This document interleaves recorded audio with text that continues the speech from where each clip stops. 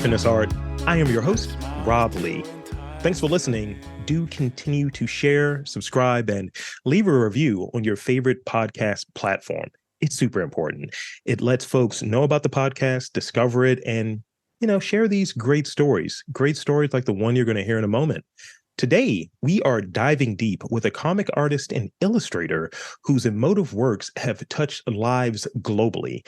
Their work captures those hard-to-describe feelings every day, and one example is the #1 Amazon UK hit, Breaking Mad, and she's been featured in everything from Huffington Post to BuzzFeed.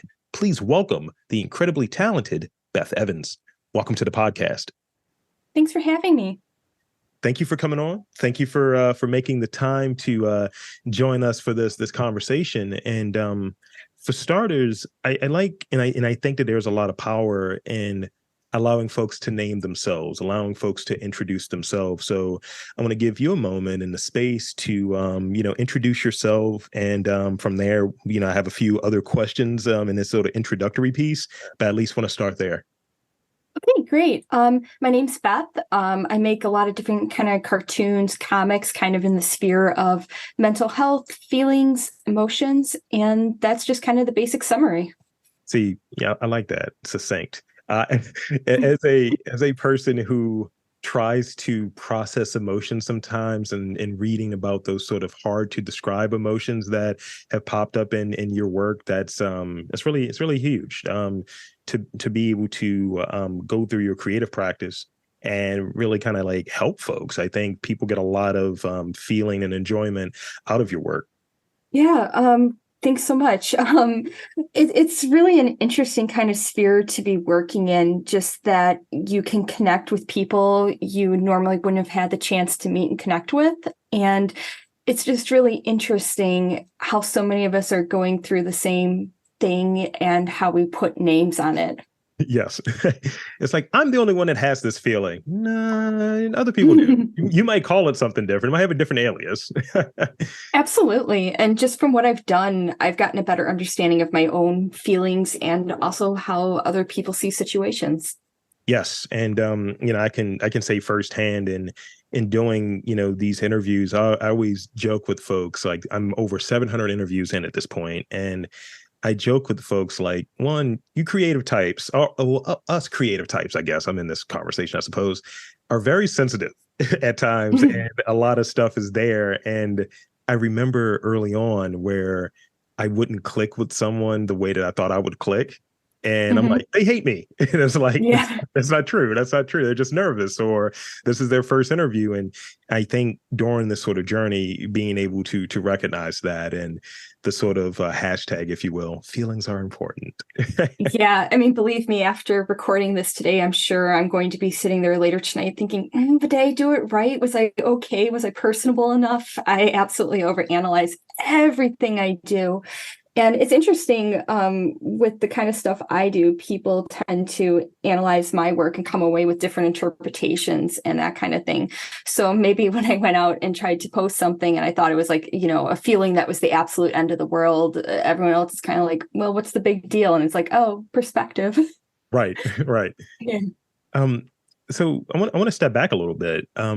When it comes to art or creative pursuits, or whether it be the making side of it, whether it be the appreciation side of it, what is like art that comes to mind for you when you were a young person, and what sort of art left an impression on you growing up?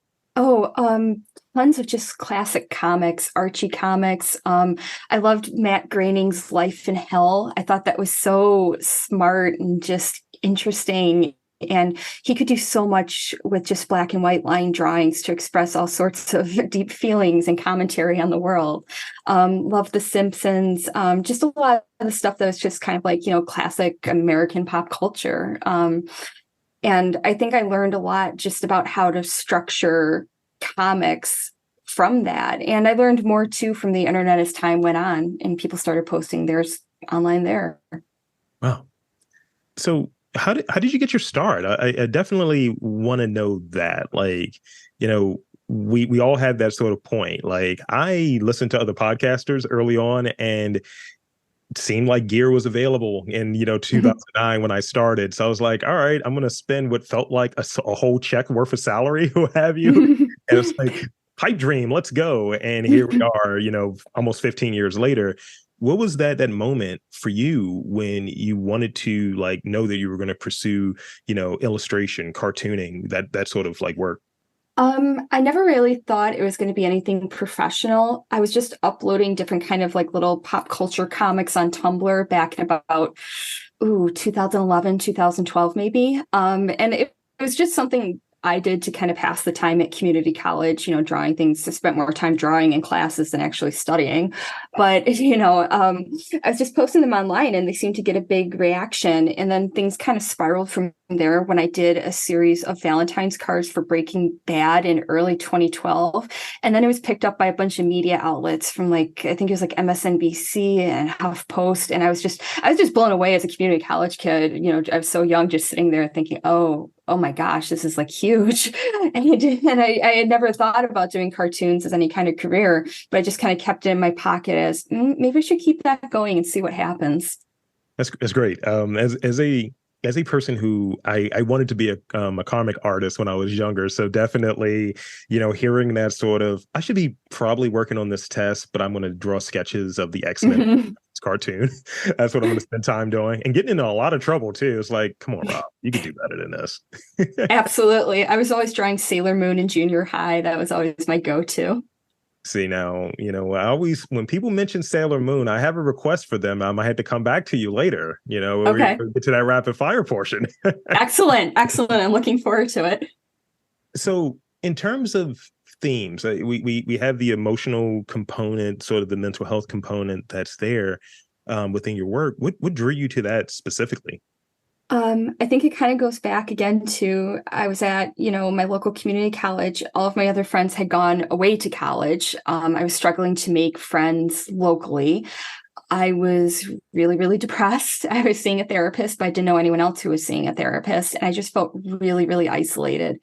And I just kind of started writing more about it and putting maybe one out of every five pieces up being a little related to kind of what I was feeling. And it just had such a reaction from others who were feeling what I was feeling. I'm alone at college and I feel like I'm not making friends. I don't know what I want to do with my life. I don't know what to do. I just feel sad all the time. And I just kind of started building this community of people who were feeling what I was feeling.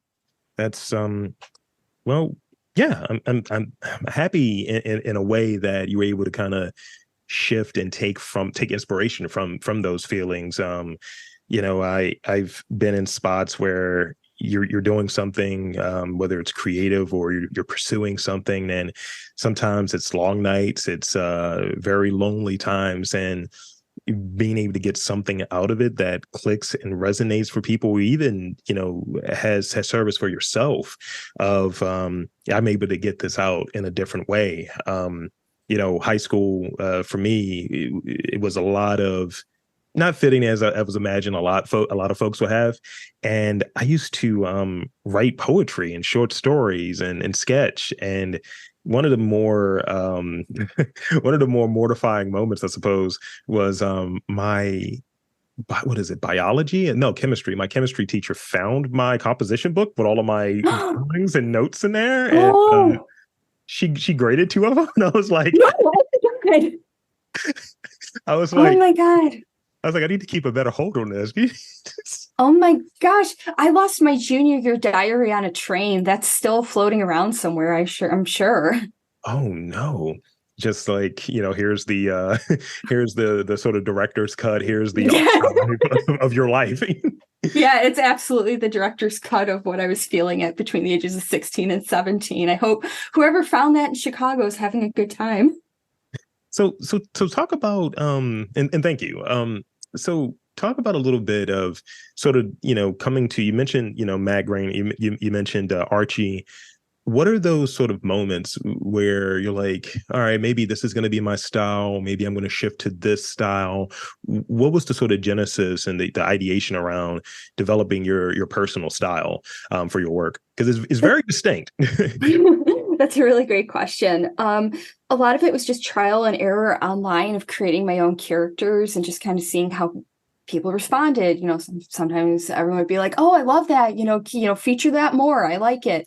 And a lot of it actually was direction from I don't know if you're familiar with National Portfolio Day, where you can take your portfolio around to a bunch of colleges when they come to your area, and someone can just kind of look over, give you advice for structuring it. I went one year and it was just so phenomenal. I got a lot of just good feedback about, how to develop my own style from a lot of different schools. And I found that really, really helpful. Wow, I did not know that existed. It's really cool. I mean, I've recently, like, as a podcaster, we're kind of in this weird, I guess, echo chamber is the word. We don't know if the thing is good until other people give us feedback. But I've done two things that feel similar that's kind of helped me improve what I do. And I've even gone into recently teaching, podcasting. Mm-hmm. So sort of the feedback of, is this good? Because a lot of times we don't have anything. We just kind of keep doing it and keep putting it out there.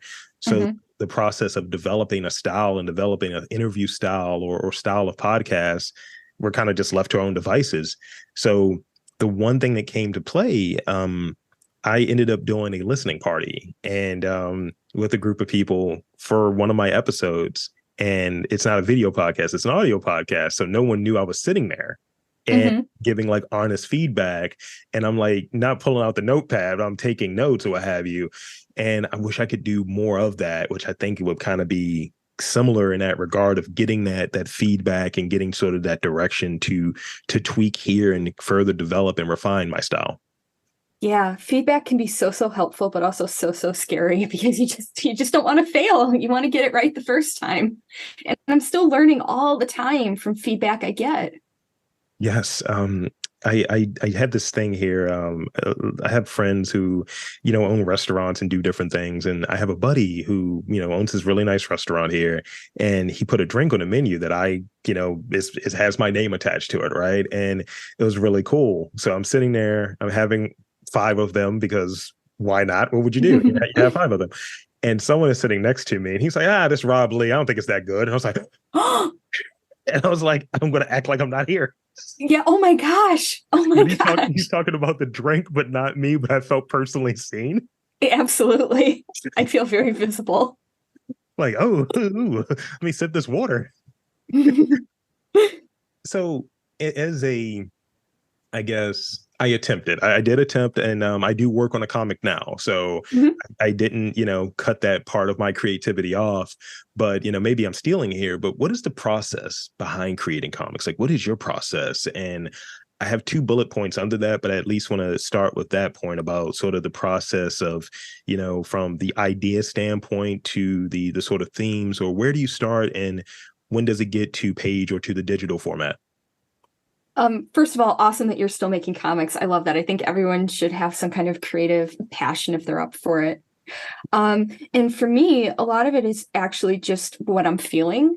So much of what I do and post online is often like a diary still. Maybe it's not exactly naming what's going on in my own life, but it's finding a way to kind of put those feelings condensed into one panel, which isn't always easy, and just kind of shove it out there to the world. See, how everyone else is doing, kind of checking in, that kind of thing.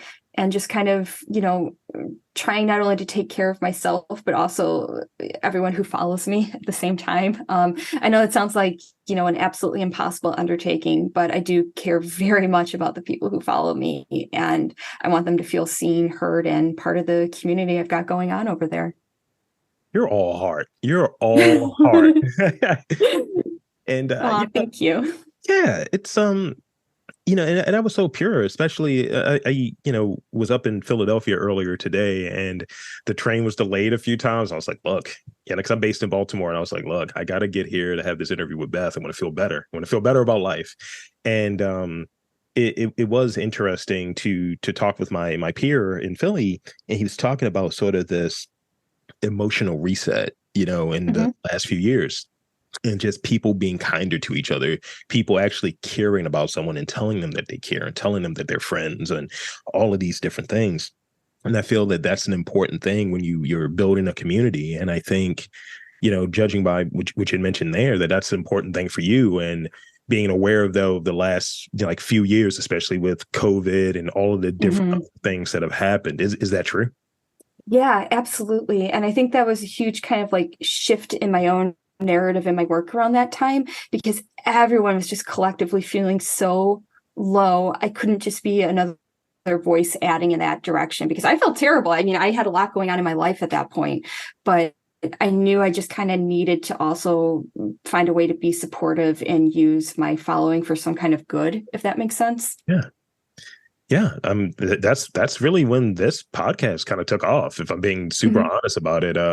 Going into it, 20 episodes, that was it. And then 2020, people are around, but also people are inclined to connect and connect socially and feel like they're able to share their story. And the thing that I pride myself on is trying to, let the guests cook. It's not about me. It's not about this sort of thing. I got goofy questions, but it's about, allowing the guests to cook and to share, their story, however they want to share it. And, people resonate with that because a lot of times it's stifled. Yeah. And I so appreciate it, because I feel like this is like the best back and forth I've ever had on a podcast. So I'm having a great time. Well, that's great. That's great to hear. That's an endorsement. Everyone just cut that part out and put it out there. Oh, awesome. So you talk a bit about any revisions within the process or the editing piece, because it is sort of as you mentioned, the one panel, and it's definitely something that's, emotion oriented, feeling oriented. And I can say with this, there's not too much editing that goes into it, because I think editing takes away from the authenticity that I would like there. If I like say something goofy, or if I, flub a word or something, or sneeze, sure, we're going to edit that out, but there's not a lot. And I think that's within the brand and within the spirit of what I'm doing. So in terms of like revision and editing within your work, how does that look? What does that look like? Lots of comics I have not posted that merely exist on my tablet. There's a lot of that goes on, but also just so much has changed since I started posting from Tumblr now to Instagram, like over the course of a decade plus. It used to be more, you could do like 4, 5, 6 panels, it would get read. Every last bit of it would get read. And now we're so cut down to just, okay, you've got like one chance to make the impression. You've got one chance to be seen. You really got to make it count. And it's got to be one panel, and it's got to be concise in the words. And you really just got to put it out there and hope it gets seen.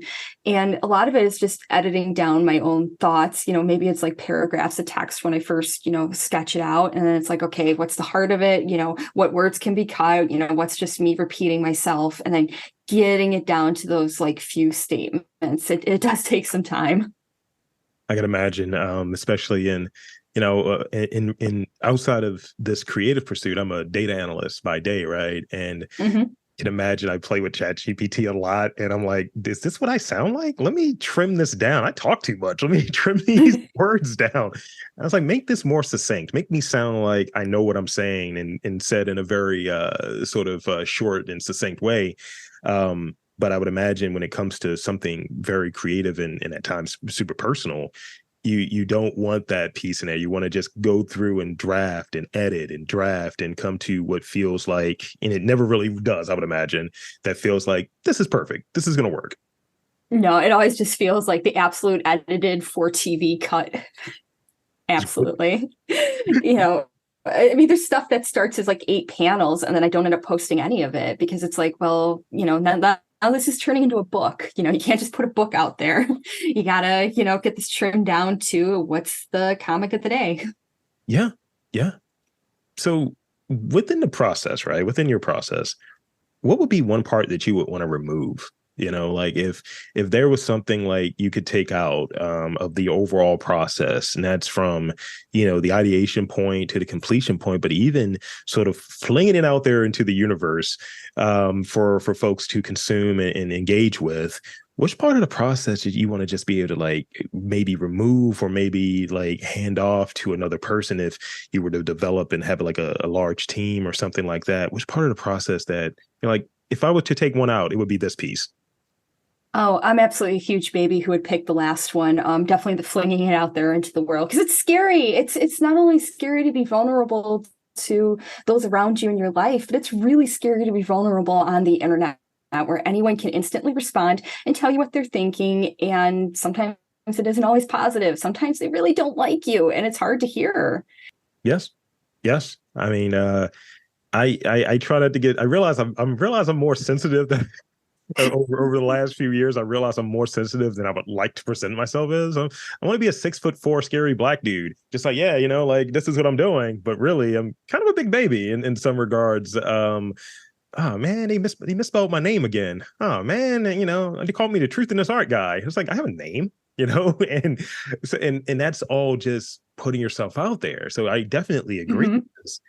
I was podcasting 10 years before I started doing this. And the podcast that was kind of behind the scenes, and it was just, an animated picture of me and my co-host. Now it's just me. And a lot of times I'm going into the community to do some of my stuff, whether it's movie screenings, going to openings and things of that nature. So, it has both. It has the IRL component and the like online component.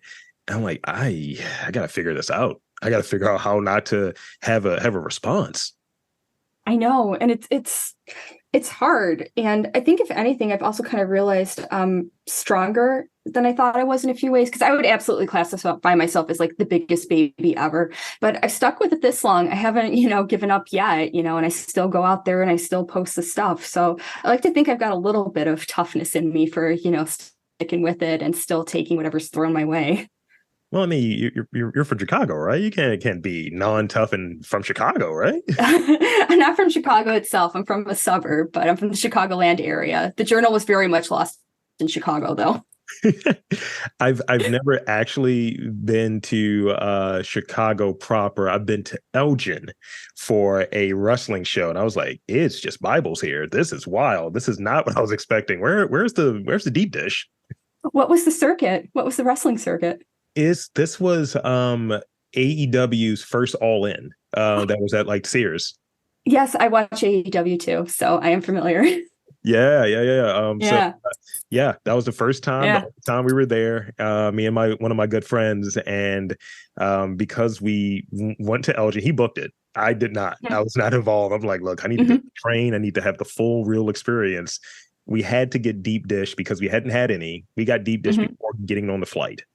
Okay. Which mistakes were made. But I almost want to draw that of me as a stick figure holding my stomach and like, I don't think this flight's gonna go well.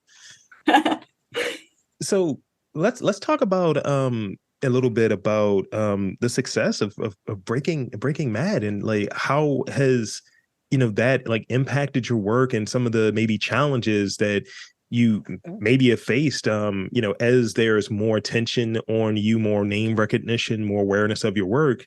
How's that changed anything, if anything? Because I see some really high numbers of followers and things of the sort. So I just wanted to get some insight on that. Yeah. I guess what I often sometimes say is like, the blue check mark doesn't mean everything's perfect. Since illustrating Breaking Mad, that was the first book I illustrated. It's been great. I mean, it's been great. I've gotten to work on so many projects. My books have been translated into different languages. My latest book, Thinking of You, came out earlier this year. It's been really great, but it is definitely a bit of a double-edged sword because sometimes people know the work before they know me. There's been times where I've taken classes and then people show me comics and it's my own work, and it's like, oh yeah, I made that. So sometimes the work precedes me, which is a little weird, but I think I just try to navigate it the best I can. And I definitely just kind of feel like I can rely on the close, although small circle of people in my life. And I think it's just kind of that balance of just never letting it get to my head and just continuously trying to put out good content that feels honest and authentically me throughout the whole process. It's important, especially when it comes to sort of the creativity, the art, the content component, because in some ways, if it's out there to be consumed, it is content, but also it is like when it's being authentic, I think there's space for it to be both. And I Mhm. know that a lot of folks kind of struggle with that of it's time to make the donuts. And it's like, well, what if you don't want to make the donuts today? Or what if you don't have something to say? And sort of that performative nature of being online at times. And I know I've run into it in, this sort of push of, why don't you do video of yourself? I was like, because I think it makes it weird. I don't want to put makeup on. My head should Yeah. be enough, or whatever the thing might be. Or why don't you do this to scale? And all of these different things that turn into, like others. They're not people who are close to me. So having that support system and that system of people that you trust and you value and you get good counsel from, or even just get someone to send a goofy meme to you, it Mhm. kind of makes it a better situation. But yeah, a lot of times I think folks think, oh, online is great. Everything is wonderful. It's it's uh it's the inside of a Lucky Charms box. It's just marshmallows of stars and such, but it's not. No, it's all the other pieces. And it's interesting. I definitely think the creative, professional pursuit invites a lot more criticism and suggestion than some other career areas. Because I feel like I've always had, well, why aren't you doing this? Why aren't you doing that? I think you should do that. It's just, it's hard when everyone's trying to tell you what to do with your job and they don't do your job at the end of the day. Yeah. And it's like, well, I'm the one that's responsible for this, or as I'm sort of in a spot of doing a little bit of both. And the things that feel connected to sort of this pursuit that get further away from it, I've been really riding this wave of not saying no to a lot of things, but also now being much more selective, because you're right. Folks will kind of give you their suggestion of what they would like to see you do, or what maybe direction you should go in with what you're currently doing. But it's like, well, that's not what I'm doing. And I've just been saying, well, I have a job and this is not the job. This is something that I enjoy and I don't want to make it the job. I want to make Mhm. it the thing that's still fun, and I still get these different things that I don't even share that I get out of it. I get a lot of joy out of this. It's probably the biggest thing and the best way to describe it. But I don't want to shift that joy to feeling like I have to mass produce this and have an image. I'd rather just be real. And I think I'm able to get the folks like yourself to have a real conversation. Absolutely. And oh, I've lost my train of thought now. I had something to add that sounded okay in my head, and now I can't think of it. Yeah, Just I completely. talk too much. Oh, no, it's me. And it was, I remember it now. It was about kind of also just knowing what your own limits are and what's going to be good and healthy for you at the end of the day. I know for me, I've always really, really tremendously struggled with book signings. There's just something about that face-to-face sleep that I've always really struggled with. I've thrown up before every single one. I just know it's really, really not always the greatest space for me to be in. So I just try to be, select. And I say yes to a lot of things, but it's also knowing I'm not going to put myself in a situation that's going to be detrimental to my own health. That makes so much sense. I had a thing a few weeks ago where this sort of glass shield of protection that is the screen, it Mhm. definitely helps, and a lot of magic comes through sort of being able to do it in this manner. But there are certain things where when I do interviews or like sort of appearances with the movie stuff I mentioned, I don't do it regularly. So that's one side of it, of I feel unfamiliar and unconfident and uncomfortable at times. But then ultimately I do it and it goes well. But it is all of the feelings leading up to it, all of the Mhm. insecurities, all of the panic sweats, a little bit of the irritability. And the one of the things I've learned in this like process of trying to stretch and do more and ride that wave is just it's going to be fine is what I try to tell myself, and if it's not, it's not, and you just go back to the drawing board. That's what helps me a lot, but it doesn't make it any easier. It makes it so sketchy sometimes. Yeah. I mean, I'm definitely the kind of person that doesn't have any problem getting up and talking to a crowded room full of people if I'm just, Beth the person. But if it's Beth the creator, I really, really, really struggle.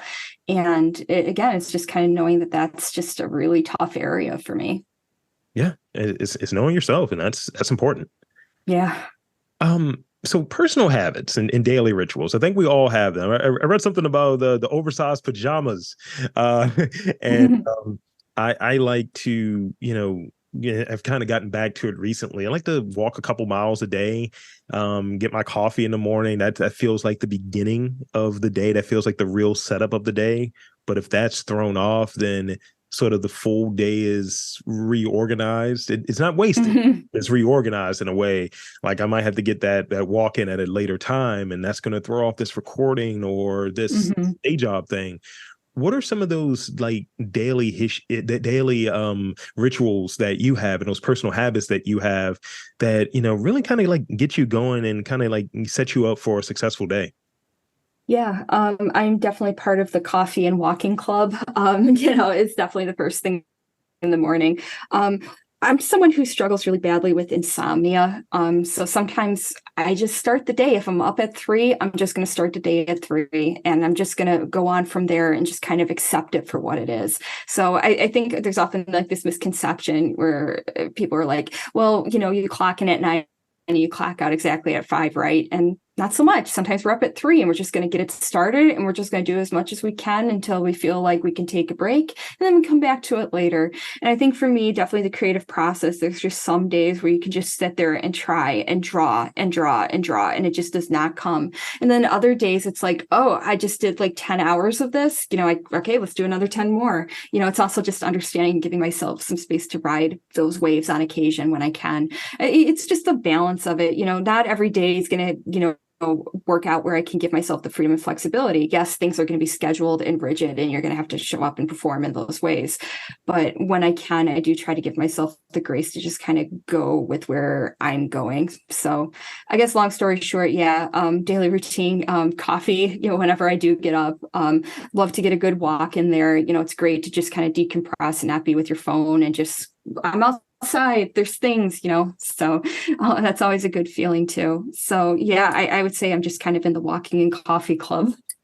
Yeah, it's something like I was having this conversation last week about sort of those early wins, and because it's so many different messages out there, social media being a thing, or just I'm in a space where I'm applying for grants, so getting that kind of rejection cycle, right?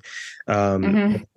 it's a thing. You just feel like, all right, is this a waste of time? Should I be wrapping up here? Should I be quitting this? And I don't want to, but it's like all of these external things are telling me you should, or you suck, for lack of a better term. However, I think it's something about doing something physical, whether it is just walking, or maybe I'm walking a little longer than the day before. It's like stacking those wins up. It's starting off with a win, and starting off with, it's not the reward system. It's not the cocaine rat thing, right? But Mm-hmm. it is sort of like I was able to get out. I was active already. I got up super early because I've been waking up very weird times, sometimes 4, sometimes 3. And Mm-hmm. and I like, all right, I'm gonna work on something. I'm not going back to sleep. Yeah. And that's the thing. But having those wins is like I've already banked a win. So everything else is a plus. I've gotten things done early. Everything else after this is a plus. So inevitably, when something hits that is not ideal, I still have sort of that wherewithal and that win banked. It's like Mario with the mushroom. I already got my mushroom. Mm-hmm. Yeah. And it's interesting you brought up that piece about fear of things working out, because that's so much of what my own life has been this year. It's been starting a lot of projects, getting somewhere, then it doesn't go through, or it falls apart. There's been a lot of trial and a lot of error this year, a lot of error, and a lot of discouragement just in my head, and just having to talk myself through it so often. Just keep going, just keep trying to put stuff out there, reorganize, look at it from a new angle, put it down, come back to it. And sometimes it's hard to keep going with it. You just want to throw in the towel. You're like, okay, that's it, I'm running away to Antarctica, I'm just done. But I try. I get up and I keep trying. That's the key thing. That's always what it is. Yeah, that's the only way I can really put it. It's just like, just try, put in the effort, everything else will work out. And it's like kind of getting past it. And I used to get really, really caught on things. He definitely hooked. He definitely one of those things. As a person with a few years of therapy and all of that, just the mindful awareness and all of that sort of stuff.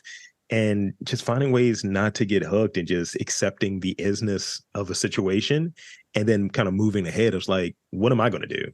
What do you want to do next? And whatever you want to do, whether it is, I'm going to put this microphone down for a little bit, or I'm not going to record for a while. And giving, as you mentioned earlier, myself that grace is Mhm. so important.